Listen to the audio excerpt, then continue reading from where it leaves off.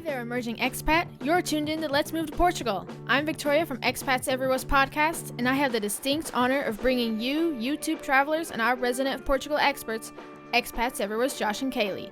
Each week they'll inspire, they'll educate, and they'll accompany you on your journey to Portuguese residency.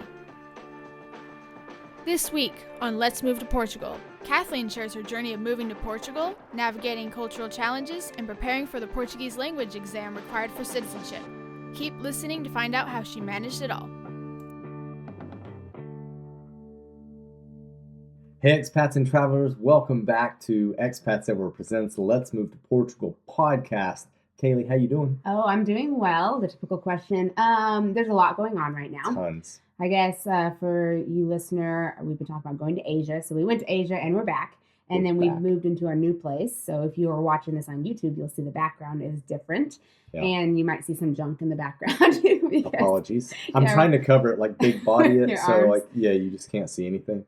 Just, little knickknacks that are out. And you're like, okay, where does this go? Where can I put this? So it's just quite busy. But overall, I'm doing well. How are you doing? I'm doing well, too. I want to let you know that if you're new here, welcome. And that the format of this podcast is that we have our producer, Victoria, give us a little bit of a little intro, and then we jump into what we call the weekly welcome, where we catch you up to speed on what's happening in the world of expats everywhere, and then we slide on into, well, sometimes an ad, usually an ad. Thanks, John. But yeah, then we slide into kind of the main event, which this week is an interview with a young lady named Kathleen, but we'll get to that in a minute.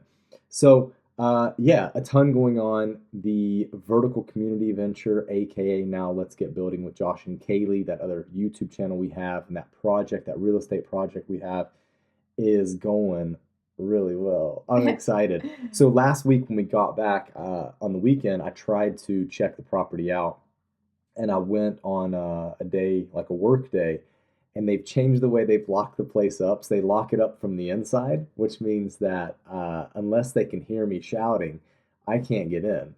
So, and I don't think they can really hear you, they right? Can't With all hear the me shouting. machinery. Yeah, they can't hear me shouting. Yeah. So sometimes I'll sneak a peek through the letterbox to see what's going on. And again, if I shout through that, they can't hear me.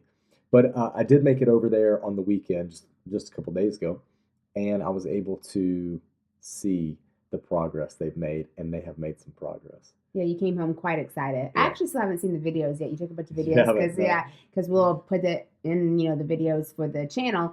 And he came back all excited, and time has just gotten away. So I haven't actually seen the progress before we left for Asia. Yeah, it's been 3 weeks since Kalie's seen the progress. Okay, So there's that. There is the preparation for, I guess, in 2 weeks for Halloween. Yes. For the Halloween party we're doing. It's not on Halloween. It's going to be the Sunday before Halloween. But I want to figure out how many times I can say Halloween. Halloween. So we've sent out a save the date for the day, which is the 26th or 27th, whatever that Sunday is before. I think it's 27th. Okay. And I'm working on the invitation. It's going to be a little different than our open meetups. It's going to be ticketed. We have a limited space, so that's why we have to ticket it. And then the ticket will include a drink and all that fun stuff. So if you are interested, we'll be in Porto and you're interested in going to that, then you can email me at info@expatseverywhere.com and I can send that to you. Can we also just put a link in this video? We can, yes, but the event is not quite ready yet. So when that's ready, we'll put a link. But if you don't see it and you want more info, we have it posted on Patreon. We're posting it on socials, all that fun stuff. Good call. Just in case you don't see it, then you can email me. And I have a list going of people who have said they're interested. So once it is ready, I can directly send it to you all through your email. First. Yeah. Good idea. Yes, first, too, because limited. Yeah, so that's really what's happened in the world of expats everywhere without making this weekly welcome too lengthy. I think one more thing that we do want to talk about is since we were in Asia, we're going to be doing some videos. Oh, if you're watching on YouTube, I guess one of our thumbs gave us the old thumbs up. But something that we'll be doing on the main channel is doing some comparisons of Portugal versus Singapore. We used to live in Singapore, what's like now since we went there, what is similar and different to Portugal. So we're going to be doing some fun comparison videos because we've done that obviously with Spain and France and some European countries, but we're going to do so for some Asian ones as well. Yeah, certainly the interesting comparison between Malaysia and Malaysia and Portugal is that Malaysia has been growing, let's say in the past 10 years in terms of its draw for a broad range of expats, so digital workers and retirees, because they do have some advantageous programs and visas and stuff that you can get to move there more easily, versus Singapore. Singapore is very expat friendly, but the pathway to Singapore is different. I would say Much the harder. income requirements Threshold. are different. So yeah. Okay, so let's chat about the talk that I had with Kathleen. Yeah. I think this is really, really interesting because Kathleen took the Portuguese language test for citizenship. So for Yes. those of you who are going for citizenship, you either have to take a certified class and get a certificate, or you have to take the government test.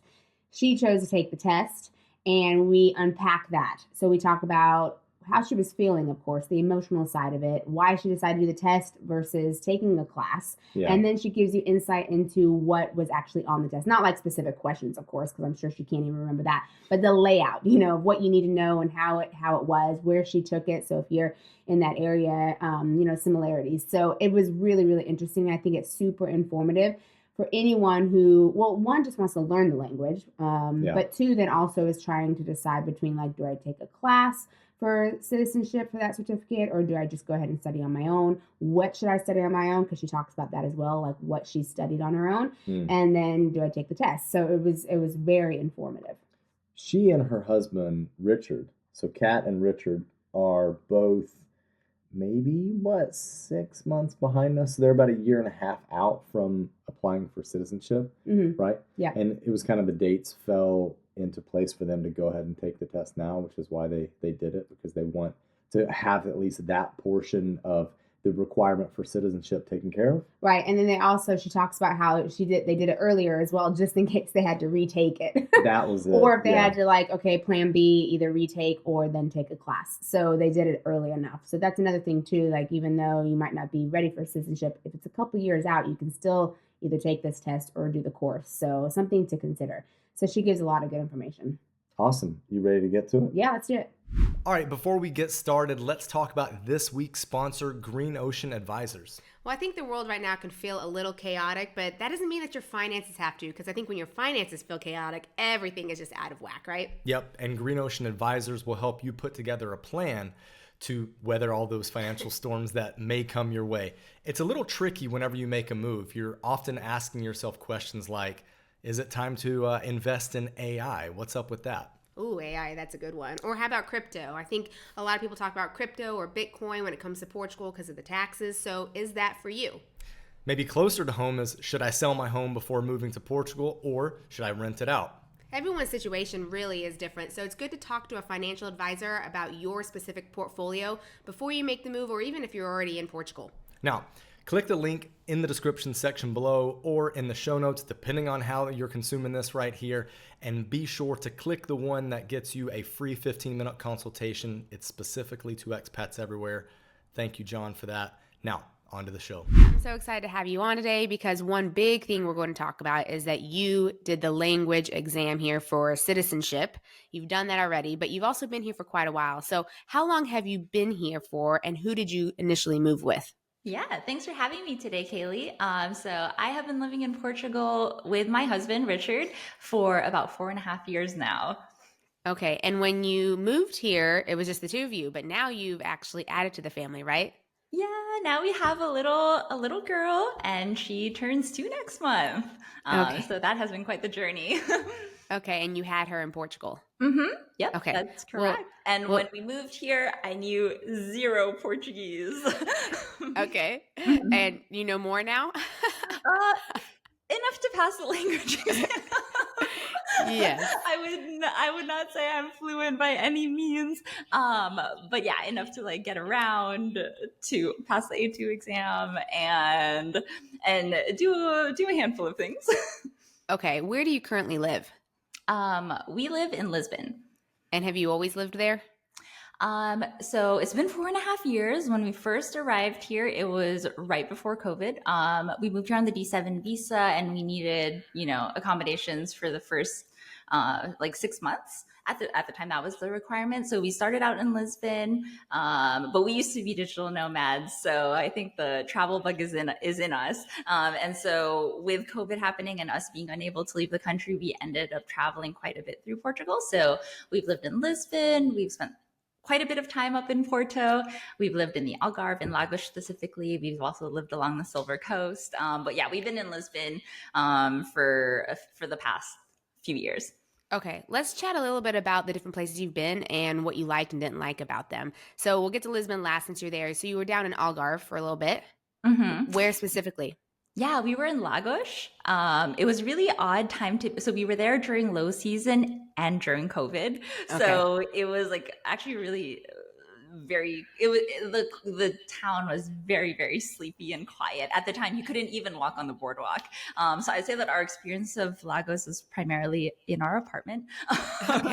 And like sometimes like, going to like buy bread or go get our groceries. But it was quite a bit like it was an odd time to be there. It's really nice that we still got to like drive to the beaches at times, and like look at the view and drive along, like explore more of the Algarve with Lagos as our base.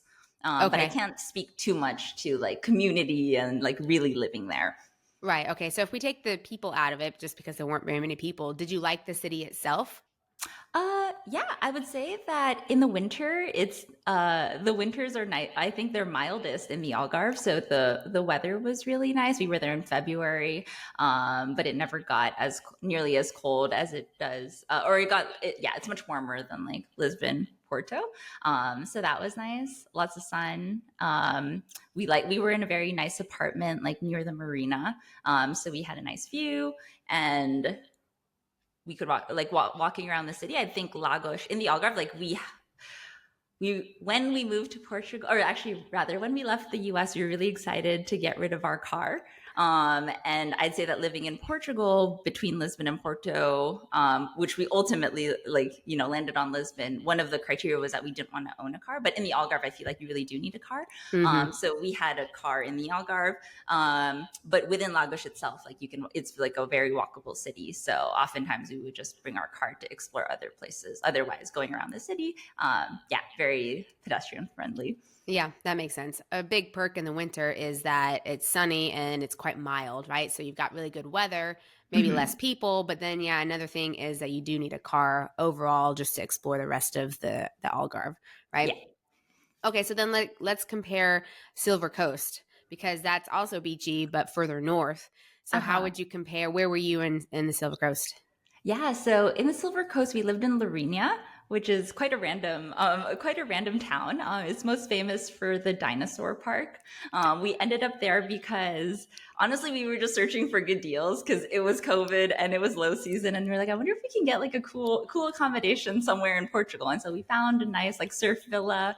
The owner, who ended up becoming our friend, told us that he ordinarily shuts down during the winter and goes on vacation. But because he was stuck in Portugal, he decided to rent his villas long term. So that was a really interesting experience. We lived in our own villa and there were other surrounding houses, and they also were full of like young remote workers. So we ended up having a community there despite, the pandemic happening, the global situation. So that was cool. We had really good access to beaches that are good for surf. So the surrounding house, we lived in surf villas, and the surrounding houses had surfers living in them. So they would always go in the morning. I'd say that Richard and I were a little bit hesitant at the time to go surfing because we've only surfed in warm waters. So the thought of wearing a wetsuit and jumping into cold water first thing in the morning was very intimidating. So we actually never surfed when we were there. Okay. But we heard incredible things about the beaches that are like a 10-minute drive from there. So I'd say that that's the big appeal of that area. That aside, we really like it was a very quiet town. So not busy at all. You can hear the birds chirping in the morning. It was really nice. It was a nice and welcome change from living in Porto and Lisbon and just being out in nature. So that. And did you need a car there? We also did need a car. Yeah. Okay. So even more than Lagos. For when we lived in La Ria, we needed a car everywhere. So we could walk around our little, just to like go for a morning walk. But to do anything like buy groceries, go to a restaurant, we needed to drive. The town was about 10 to 15 minutes from where we live. So not too bad. But yeah, you would definitely need a car to live in that area. Okay, good information. And then Porto, because it's quite a contrast here from needing a car and not being close to a town and then living in Porto. So what are some big differences that you saw between Silver Coast and Porto? I love Porto. But you don't live here. I love Lisbon and Porto. You know how much time we've spent there. One big perk in Porto is getting to hang out with you guys and having a bunch of friends as well. I'd say in Lisbon and Porto, I think that there's a big concentration of people in those cities. So just having community around. Porto, I like the size of it. It's like one big neighborhood. It's like the coolest neighborhood in Portugal. It's very walkable, very romantic, like along the river. Lots of good food and not needing a car. Everything's like really convenient. We pretty much like walked almost everywhere when we were living in Porto. Okay. Now some people will not choose Porto because of the weather. What do you think about that? Was that a deterrent for you? So that was actually the deciding factor between Lisbon and Porto. They came very close, but the thing that got us to Lisbon was mainly the weather and the sun. So I think that with the Porto rain, I guess just like the rainy days between Porto and Lisbon, Lisbon has much fewer, and I think it's like more sunny versus Porto is more gray. So that was actually like the main reason why we picked Lisbon over Porto. Okay, but otherwise, they're very close in our books. What are some perks of being in Lisbon? Perks of being in Lisbon, I'd say that we find that most people who visit, so we have we have family and friends over like everywhere, like US, Asia, and in between, and most people fly through Lisbon. So because it's the biggest airport, so it's very convenient. Most people pass through Lisbon. Like sometimes people will go and do day trips to Porto, but they normally fly in and out of Lisbon. So then that allows us to see more people. We live like 10, 15 minutes from the airport, so it's really easy to meet up with people. That's good. Okay. A lot of people will say that they hear a lot of, since you live close to the airport, they hear the planes a lot. Is that a thing there? Yes. We live on the flight path. So Okay. there are planes every few minutes that we cannot escape. I think it's just become part of our city background noise now. Okay. Now, if you have a nice place that you live in, and so when you close the windows, does it really drown it out, or can you still hear it with the windows closed? Oh, with the windows. So we live in a new building. So then the insulation is really good. So when the windows are closed, you can't hear anything. Okay. So that's pretty good. But yeah, when we walk to the park is like right under the flight path. So we always, Sophie, our daughter has gotten accustomed to seeing planes. Yeah. You just gotta kind of get used to it, right? I mean, it's normal noise, because I think where we live quite central in Porto, and people are like, oh, it's noisy, because the roads and we get ambulances and stuff all the time. But I think you're just so used to it that you're like, yeah, I guess it is actually noisy, but it doesn't bother us. I think the biggest thing too for us, and I don't know about the flights, but at night it's really quiet. There's far less traffic, and it's rare to hear an ambulance, so it doesn't wake us up. So that's the more important thing, is when we're sleeping, it's not that noisy. Do you hear any of that stuff at night when sleeping, or? No, not at all. We keep the windows closed, and the noise doesn't bother us. And I guess that is kind of like, I think that's part of living in a city. It's like you do have the conveniences, and you can walk everywhere, and everything's there, but you definitely hear it. Yeah. Because everything is nearby. Yeah, that's true. One of the things that you just have to deal with. Okay, well, listener, if you haven't figured out already, Kat and I know each other. We are friends, but we actually ended up meeting because of our businesses, because of Expats Everywhere, and you and your husband Richard own Bordr, which we highly recommend for anyone doing their NIFs, bank accounts, and still doing taxes. You've recently opened that, so just go ahead and explain why you started Bordr and what services you offer. Yeah, so as I said earlier, Richard and I moved here about 4.5 years ago. We moved here on the D7 visa. And basically, after going through the process of getting residency and navigating Portuguese bureaucracy, we felt like certain things could be done in a better way. That's a nice way to put it. So we started with a NIF, which is a number. It's a tax ID, and it's a number that anyone who's moving to Portugal or who lives in Portugal needs.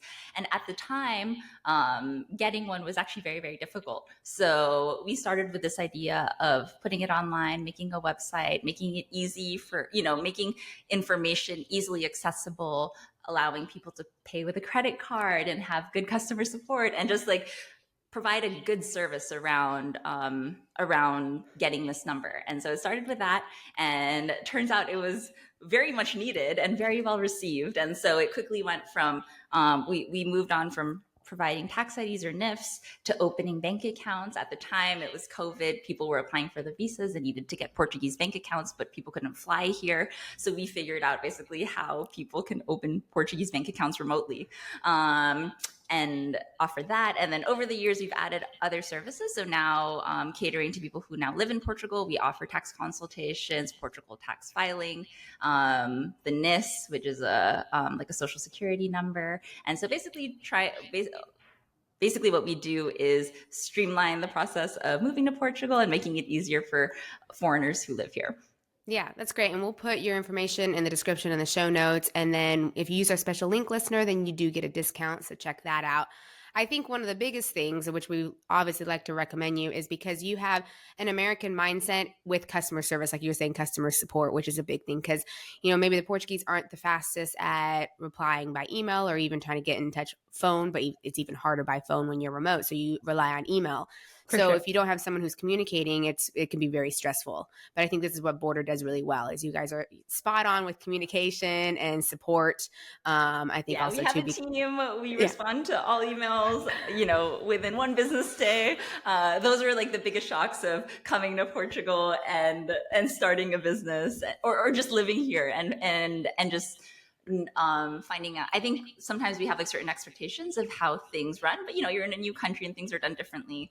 And so I'd say that like the pace in Portugal is much more relaxed than what we're accustomed to in the US. And that pace goes across all things, right? It's like the pace of life, which is nice, but also the pace of business and those types of things. Yeah. Well, that's why I always joke with people, like, you're coming here because you want a slower pace of life, but you do have to understand that that's who they are culturally. Yeah. So it will translate into business. So when you're in your new apartment and you need internet and you think, hey, I need it now, remember that slow pace of life that you decided to move to. Yeah, you signed up for all of it. We also had, our first years here, we would also have to just remind ourselves and end up laughing about it because we did sign up for all of it, and you can't you can't just pick and choose. So hopefully, with Bordr though, you can still have some American level customer service while trying to navigate like the really important things. Yeah, that's funny. Yeah, you do have to laugh about it. Don't let it stress you out because it will drive you crazy if you do. Yeah. Right? Okay, so I really want to talk about the language thing because this is when our listeners move here, they're over the first hurdle, the visas, maybe they have the renewal, but then they're approaching the citizenship that we can apply for. And it's the big debate. This was a big debate with me and Josh, like, should we take a class, which is very time consuming, or should we study on our own and just take the test? Now, it's funny because I get really nervous for tests. I'm just like, I don't know. It just feels like there's a lot riding on this one test, which I know you can retake it if you fail it.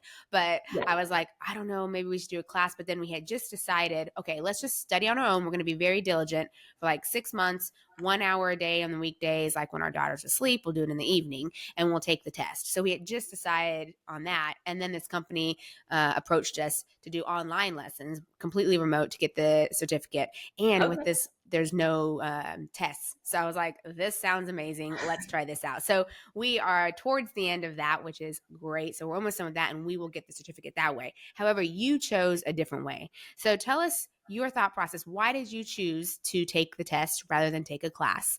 And then how did you prepare? And then we'll get to what the actual test was about. So let's talk about before the test. Okay, so yeah, deciding between government class and the test. That is like the main question to answer. So I would say that for me, it really came down to the time that I would be able to commit to a class. So the class has to be a government accredited class. That's 150 hours. I actually didn't know. During the time when I was looking into it, I heard that they were getting stricter and that you had to like go in person and that there weren't online options anymore. But anyway, it was like 150-hour commitment versus, yeah, as you said, just like studying and taking this one exam, although it is like a really big exam. So I would say that my main consideration was, do I have the time to commit to attending a class?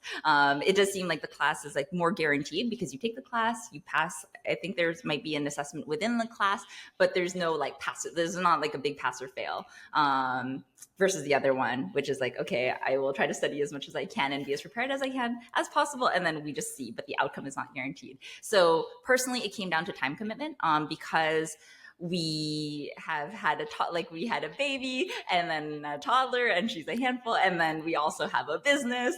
I didn't really have, we could have carved out the time, but personally, I guess for my circumstances, I figured that taking the test would be better for me because I didn't have the 150 hours or it would be very difficult to carve out the 150 hours to attend the class. That was a big consideration. And then secondly, I would say that timing is another thing to consider. So I think the government classes run for like a few, like it's like months, like yeah, like a lot of them are like they run like the school year, right? Like September to June. Like, so it's like a school, right? A lot of them are. Yeah, so you probably have to register like in advance. I think there's like a window.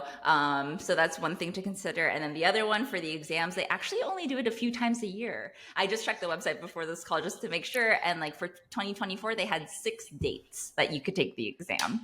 Okay. There were like 3 at the beginning of the year and then like 3 towards the end of the year. And you have to register in advance. So I took the exam in June and I registered for it in January. So there is some preparation involved. In terms of timing, we looked into it, I'd say a little bit later than I would have preferred because we're eligible to apply for citizenship next year. So Richard and I were thinking, let's take the exam a year before just in case we need to retake it. So as I said, we registered for the exam in June. And honestly, after January, the exam, we were like, we might have failed. Yeah, if we failed, like when's the next exam we can take? And there were a few more scheduled for this year. However, when we checked the website, the registrations were already closed. So the soonest we would be able to take the test again would be next year. So in terms of timing, I would say if you're looking to take the test, probably do like a year before you think you need the result, a year before you'd like to get the results. Yeah, just in case. Yeah, just in case you need to retake it, or you decide to take the government exam if you fail the test. Yeah, because I hear that it is really hard to get a slot, or a seat, I guess, at one of these tests because there's not very many. If you think about it, if there's only 6, and you did yours in the Lisbon region, right?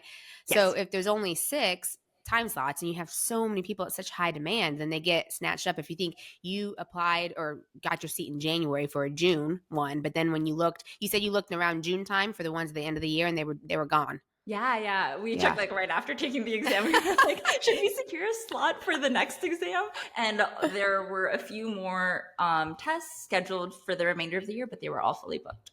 So basically like prepare in advance and do it really sooner than you think you will need it. So definitely check really far out and try to get one, like you said, January for June, but because they are in high demand. So, but then, you took the test and immediately after you are like, maybe we need to book another one of these. So what made you feel that after taking the test? So there were certain parts, so I guess, so I think this is probably a good opportunity to first give an overview of the exam and what it looks like. So basically, it has 4 components. There's reading comprehension, writing, listening, and speaking, and they're all weighted equally. So it's 25% per component, and the passing score is 55. So you would just need that in aggregate. In terms of the different components, I would say that I was quite confident in my reading comprehension and my writing. Okay. And then listening and speaking, not so confident. I think those are, as a person who's learned like a new Portuguese, like is new to Portuguese. Oh, not so new now, but you know what I mean. I think listening and speaking are the hardest for this language. So after taking in the exam, reading comprehension and writing went at, or like, so SIPL, when you register for the exam, you receive a sample test. And the sample test gives you it gives you an idea of what to expect. So you get sample questions of all components except for the speaking one. So I'd say the reading comprehension and the writing was pretty much the same. It was like very similar to the sample exam, but the listening was really difficult. In the sample exam, you kind of like listened to audio clips and then had to associate like context, like, this audio clip was like in a metro, or this audio clip was in a supermarket. So you just had to like understand like the basic context. But in the one that we took, it was very like specific. Like they played a track and then you had to match their response. And they would only play the track like twice, and they went really quick and went on to the next one. So it was like really intense, and it kind of left us like really flustered. So that was a listening portion. And then for speaking, I think speaking in general is just like you feel like all the nerves. And so that one's also open-ended. And so I just wasn't really sure how to, I guess because it's like so real time and on the spot, it's hard to, compared to like, being able to think about your answer and like erase things. Speaking, you just like go. So after taking the exam, I was like, oh, the listening and speaking, I'm not so sure how that went. So I was like, what if I completely botched it and only got, and it's like, it's probably unlikely that I got perfect in the other two. So that's what made me feel like I might not have passed. So yeah, I guess that's the reason rundown, why I looked to see when the next available exam was after the test. Okay, but you didn't need it. How long did you have to wait to find out that you passed? We received the results first week of August. So took the exam in June. So about a little bit over a month to receive the results. Okay. So there was that waiting period where we started looking into like, if we fail, maybe we should just take the class, because if we're eligible to apply for citizenship, we didn't want to risk taking the test and potentially failing again. But then again, we need to carve out the time for the class, look for registrations. We started looking into it a little bit, but then ultimately decided that we would just like not think about it for a month. And then one day we just get the email and we're like, Richard and I both passed. So we were like, yes. Okay. So they emailed you. Yes, they did email us with the results. And did you get them like at the exact same time, or did one of you get it before? Or we got it at the exact same time. Okay. Yeah. So you get an email and you're told like, you can go to this link and put in your number and then you can download the results. So yeah, you receive the first screen just shows like if you passed or not. And then you can click in to see how you scored on the 4 components. So they give you like the detailed breakdown across the 4. Okay. And so then we're obviously not going to ask you your scores, but did your thought process work? Did you end up getting higher in reading and writing and lower in listening and speaking? Or did one of the categories surprise you? Reading comprehension played out as expected. I was like, okay, if I like almost perfect reading comprehension, then that should carry the average, my score quite a bit. And that was the case.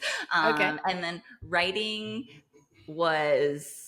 so the way that they did it was that they did reading comprehension and writing together. And when I was taking the exam, I wasn't that good about keeping track of time. So that would be one of my tips for someone who's taking the exam, is to like be aware of how much time you have left so that you can budget accordingly. I think I was like too hung up on like doing the reading comprehension. So when I got to the writing section, I think I had like 15 minutes to do both prompts, which, you're generating, you're writing, you're spelling, you're correcting, you're making sure that your handwriting's legible. So there's like so much that goes into it. So I would say that the writing, I didn't do as well as I expected. I think had I allocated more time, I would have done better. But because it was so rushed, then I actually scored lower in writing than expected. And then in the listening section, I was surprised. I think I expected that section that I described, because the listening had 2 parts. Like the first part was like reading comprehension style, but in listening. So you listen to the track and then you answer questions. And then the second one was the matching. And that was really hard. The play the clip and then match a response, where there are 10 clips and 10 responses. So I thought I probably like bombed that, but I think it wasn't that bad because my listening score wasn't like so low. And then speaking, I think played out as expected. It was just like passable. Okay. Passable, yeah. For speaking, did they ask you personal questions about yourself that you had to explain? Yeah, so there were three sections to the speaking component. So first, well, a little bit of background. For the speaking section, you're assigned a partner. So you're given a piece of paper with a time slot and you're to show up.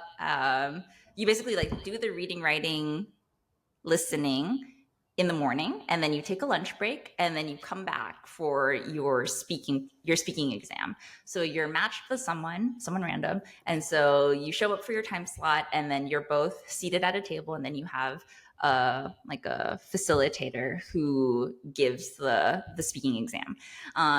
So the first section, and then you kind of like take turns. So he'll ask one person and ask the other person, and then pretty much that format. So the first section of this, so for the speaking component, the first part was like personal introductions. So the facilitator would ask each of us a question, like, where do you live? How long have you been in Portugal? What do you do for work? Those types of questions. So personal questions. And then But they were different? Were they different, or would the facilitator ask the same question to each? Different. Okay. Each person got a different question. So you didn't have time. You didn't really get to think during the other person's turn. Okay. That was the first section. And then the second part of it was you were given an image that you like, it was face down, and then you flip, both of you had different images. So you and your partner have different images. You look at it, you have like 2 minutes to prepare what you're going to say. And then you're given like a minute and a half to speak and describe the picture that you're seeing. Okay. So for example, mine was a picture of a family sitting on a couch, and they were all happy and they looked happy. So you had a minute and a half to describe that. Did you take the whole minute and a half, or did you just say like 3 sentences and you're like, okay, that's that. I made up a story. I'm like, oh, they're watching a movie, and they're happy because they're watching this movie that's called the this. Just to, I guess, demonstrate like vocab and sentence composition, all those things. Yeah. So I think it's better to like say more than less. And then he also, for my partner, he wasn't as comfortable. So then the facilitator would ask him questions. Ask him questions about like, oh, can you describe this? Or like, what do you see? Yeah. He had a picture of a kitchen. Okay. And so it was more like, describe what you see. Yeah. And then the third section, this one was the hardest one. There were like 5 different images that show different professions. And then he took turns asking us like, okay, you, like Kat, describe this profession. What do you like about this profession? What do you not like about this profession? Like a firefighter, a policeman, a teacher. And then he kind of like had us like talk to like, what do you think about your partner's opinion? Do you agree? Do you disagree? So more of like an exchange. Yeah. Oh, okay. That's interesting. I mean, it all seems quite relevant to stuff that you would use and, need nowadays, like on a low level, right? So like you might need to know like if the kitchen stuff, right? At least you need, like your partner had kitchen. So you would need to know how to describe or plates and bowls and stuff. Cause when you go shopping, you need that stuff or something. So it makes sense, like the topics and stuff, but I'm sweating right now just hearing about you talking about it. So. I know, this brings me back to it. Which I guess one thing that I forgot to say earlier, like when deciding between government exam and test, I think another thing to consider is how comfortable you are with taking tests, because there sometimes is a lot of like anxiety around taking tests, and it's a government exam and it's like very official. So there were certain time. I mean, I'd say that if you're not super comfortable, or if you're the type who like gets stressed out by that type of environment, it probably wouldn't. you definitely feel it because you're like in a big classroom. It's like bright, and then they'll like spend like the first 5 minutes giving like the rules and like, don't write your name, otherwise you'll get disqualified, and like blah blah blah blah blah blah. Turn off your phones. If your phone rings, then you have to get out of the room and all these things. So it can be like quite stressful. And then of course like the build up to the speaking part where you're like waiting for your turn and they're running behind schedule and you're kind of just like there trying to like practice but don't really know what to prepare for. So yeah, I'd say that's a something to consider as well.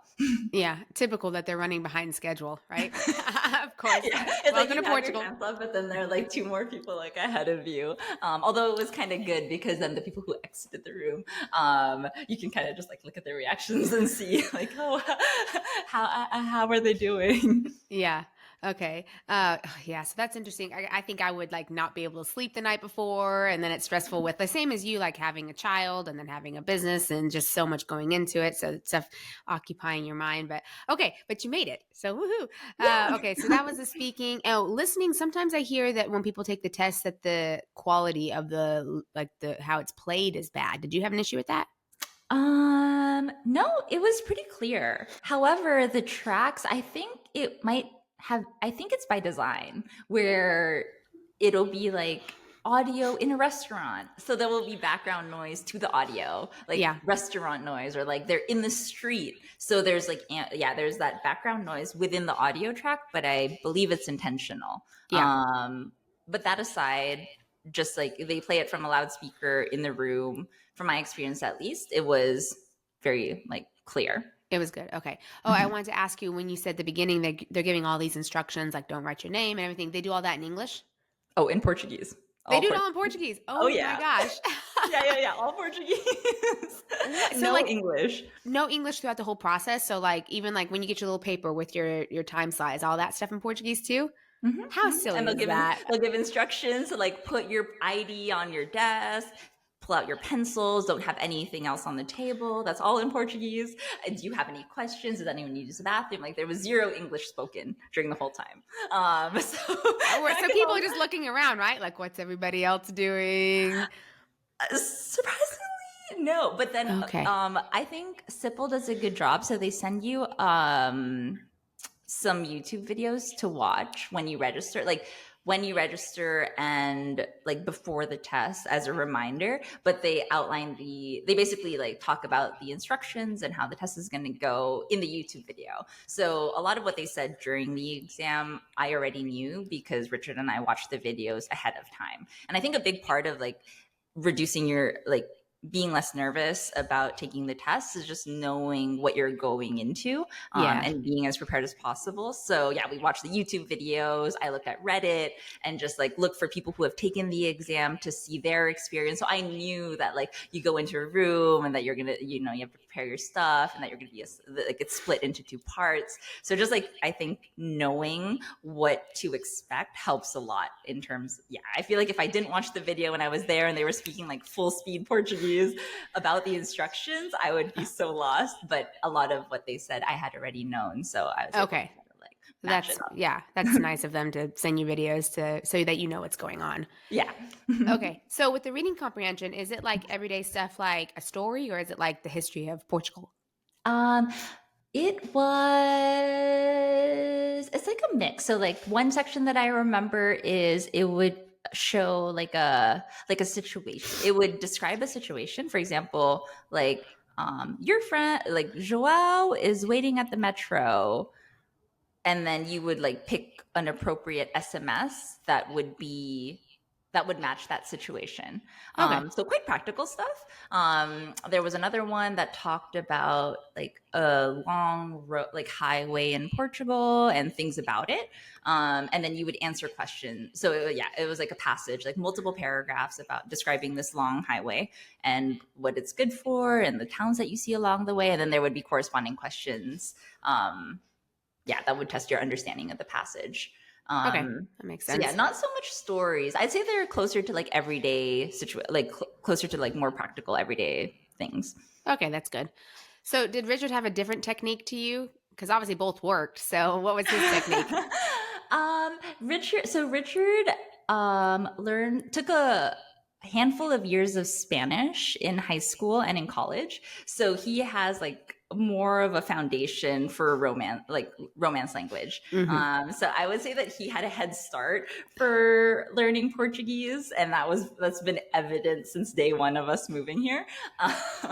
In terms of, I think he's gotten a lot more practice too, in like everyday living, because he does a lot of the talking.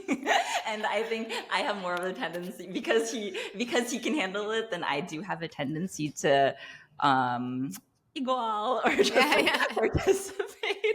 Okay. So I would say that he got a lot more like practical experience. Secondly, he did end up taking a class. So he took an accelerated A2 class for Romance speakers with a private institution.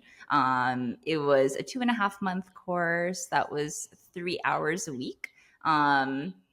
So I think that maybe comes out to about like 30 hours total. But yeah, it's designed for people who have a background. And that was very, like, I think that's what did it for him. Yeah. And so he took that. I didn't take it. But he ended up teaching me some parts, like the essentials of that class. So that was super helpful for my learning, because I guess when it comes, like, if we were to talk about how to prepare for the test, for some time I thought that I would just be able to like learn by living here. But I'm curious to hear your experience. But I can say that it did not work for me. Well, so many people speak English, right? I mean, so I think, well, like you said, when you go with Richard, you either just kind of let him speak, so you're not really using it much. And then a lot of people speak English, or we work in English. We talk to our spouses and our kids in English. So, I mean, like we don't have enough contact with it, I think, to be able to fully pass A2 level, right? I mean, obviously there's things we could get by, but. I totally agree. I think being in the bigger cities, like, English is spoken, like the level of English is so high. People are so comfortable speaking English. I think the moment they like sense you struggle, they'll switch to English to be nice to you, because they're just like, oh, it's like really easy for me to speak English, so it's no problem. So I'd say that it required a lot of like intentional and deliberate studying and practice to be able to prepare for the test. And I'm very thankful to Richard and his language teacher for giving like, he basically taught me maybe 8 to 10 lessons. We like sat down, we put it on the calendar, because we like you were describing, you and Josh said, oh, we'll give ourselves 6 months to study. We signed up in January, our test was in June, so we gave ourselves 6 months. And at the beginning, I think you kind of like took it easy, like we weren't that structured about it. And then come like 2.5 months before, I was like, oh no, we need to get serious. So then that's when we started doing like regular like lessons that helped give me like the basics or the foundation. And then from there, I did like a bunch of like different like little things on my own. So I identified that the thing that I needed the most practice in was listening and speaking. So for listening, for speaking first. So for speaking, I went on italki. It's a website and an app where you can get partnered with like a language partner or tutor. Because I figured like I just need to be able to practice and for someone to like prompt me and then give me feedback on what I'm saying. So I found a tutor and we did 5 sessions, 30 minutes each, where we would just talk. She's just like, speak. And I would say that really, really helped just give me like the confidence and just, I guess, the coaching, where she would give me the prompts and then she would give me feedback on where I'm making mistakes. She's like, okay, focus on like study, for each session. She'd be like, okay, today we're going to use a lot of past tense. So let's talk about things in the past. And then she's also she's a teacher. So she had a lot of like practical tips that she shared. So that was really good practice for speaking. And then also, I guess, just like going around day to day, I would ask people specifically, please speak to me in Portuguese, like aprenda português, like please, can we practice? Just like doing errands or like just going about in the city, because as I said earlier, people are very accommodating and it's very easy for them to switch to English. So I was very intentional about like, hey, can we talk in Portuguese? Yeah. And then for listening, there's this website called Storyglot. It was recommended to me by my italki teacher, and they're short stories, fictional stories that you can listen to. And so they play it in different speeds. So it starts with it starts out slow and then goes at normal, and then it replays in normal speed. They have a transcript in Portuguese and a transcript in English, and they also label each story with like A1, A2. So that was super helpful for listening. So yeah, when I was like going on walks or sometimes when I was at the gym, I would just listen to these stories and play them again and again and again. And yeah, it's crazy. Like the more you listen to it, like it all like pieces together. And I would like hold out until the very end to read the transcript or do any translations. Yeah. But that was really good for listening practice. Is that free or is that paying? It was free. It's free. Okay, well, it's free. Mm-hmm. Okay, and obviously italki is paying. We can put that information in the description and show notes as well, because italki, we know a lot of people that use it. Actually, it's really great for communication, for practicing the speaking aspect of it. Speaking and listening, I guess. Yeah, it was really great. And then for writing, I used ChatGPT. So I went on Reddit and like looked. I mean, there were some writing prompts from the sample exam, and then I looked online to see like what people will oftentimes share their writing prompts. So I like fed ChatGPT like, here are some writing prompts, like give me more. And so ChatGPT would generate prompts for practice, and then I would type in my responses and then ask for it to give me feedback and I would ask for it to grade me, like, and then it would give like, yeah, the high level feedback and even like detailed feedback, like you're missing the accent here, or like wrong grammar, fix this. So that was really good for writing. Wow, ChatGPT, all right. Yeah. That's amazing. And then for vocab, a lot of the resources online were focused on Brazilian Portuguese. So it's actually quite difficult to find European Portuguese resources. But there's this app called Drops that I found, which is like really well designed, that I really enjoyed. And that was good for just like drilling vocab, like doing like, you know, like when you're like waiting in line in the grocery and just like have like 5 minutes here and there. So I use that for vocab. And then, yeah, I guess lastly, the other thing was that I was just like very intentional of like seeing everything as like a learning opportunity. So walking around, I mean, luckily we live in Portugal. So yeah. Walking around and looking at signs, billboards, posters. If there's something that I couldn't understand, I had DeepL on my phone, which is a translator, European Portuguese, and I would just like type it and then, yeah, just try to understand everything that I would like, most things that I would come across.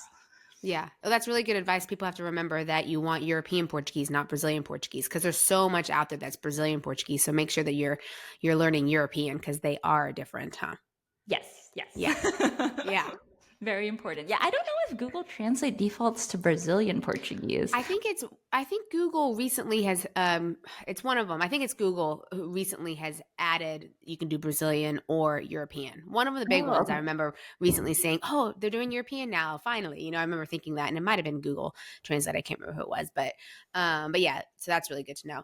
All right. Well, thank you so much, Kat, for telling us really in detail about the language exam, because I think that it will help our listeners understand, like, should I take the exam? How do I prepare if I'm going to? Or, oh, goodness, like me, I'm sweating. I think I need to take a class, you know? So it's really great advice. I hope it helps because, yeah, I would say that one of the things that helped me the most in preparing for the exam was looking at the experiences of other people. And some people, you know, like online, I was so thankful to find like very detailed accounts of how the whole test went from like, you know, from the moment they entered the building to the moment they got home, and as well as people who talked about like how they prepared and the resources that they used. So yeah, I hope that this helps the listeners, and I appreciate you having me. Yeah, thanks for sharing.